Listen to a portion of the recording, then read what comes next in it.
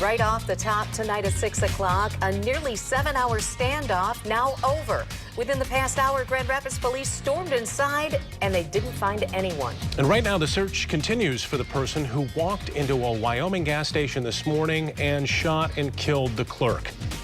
Here's the victim, 49-year-old Shannon Schoen. She was a mother of 4. We have team coverage for you tonight. 24-hour News 8's Heather Walker is live at the Wyoming gas station with more on the slain mother. But we start with Joe LaFurgey with new information about the search that happened on Franklin Street. Joe?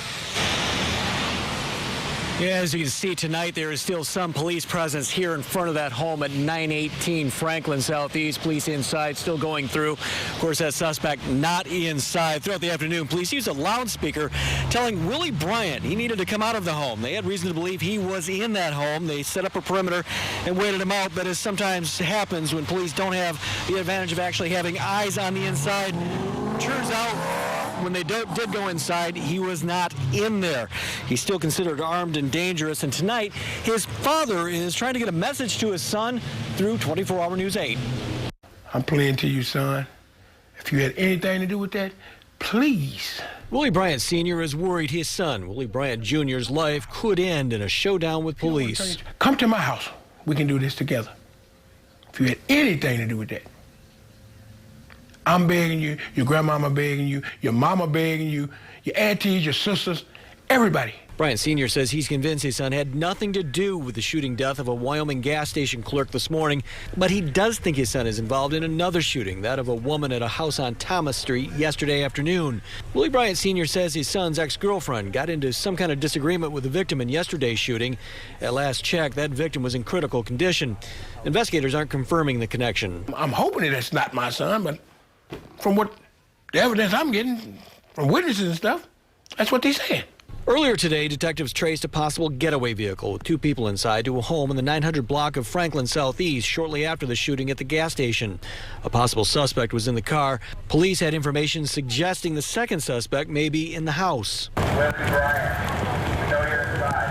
Throughout the afternoon, they ordered Bryant Jr. out of the home, wherever Bryant Jr. is. His father is pleading for him to give himself up.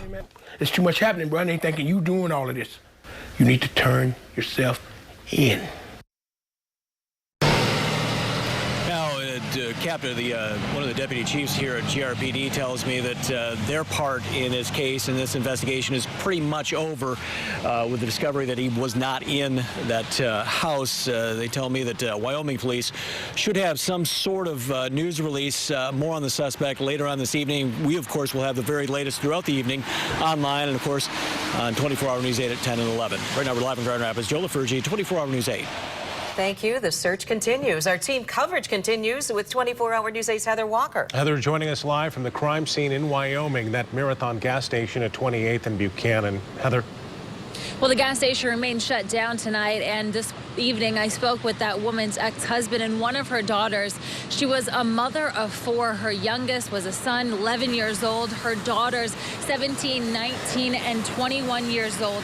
She was married to her ex-husband for 5 years, and he tells me that she was always helping people out, that she would open up her wallet for anyone. If customers came in, they were a few dollars short, she would cover that. She even let a homeless man sleep in her car.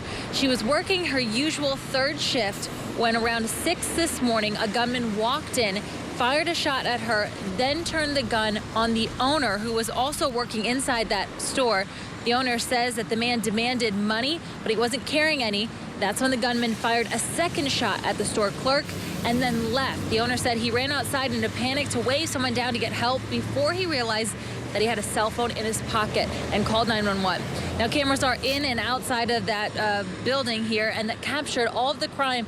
However, police have not released any of that video, but we are told that the getaway car is described as a white Cadillac, early 2000s. Also this evening, the family has set up a GoFundMe page to help with funeral expenses. We put a link up at woodtv.com. Reporting live in Wyoming, Heather Walker, 24-hour News 8. And Heather, real quickly, do we know a possible motive for the crime? We don't at this point. So the original 911 or the original response to this was that it was an attempted robbery. However, I just spoke again with the owner seconds before we went on air, and he says that there is no appearance that anything is missing, no money or no items for the store. So still unclear at this point. Heather Walker reporting live. Thank you tonight from Wyoming, Heather. Thanks, Heather. Our crews will be following the story throughout the night. Look for a live report with the very latest on the air at 7 o'clock. We will also have constant updates for you at woodtv.com.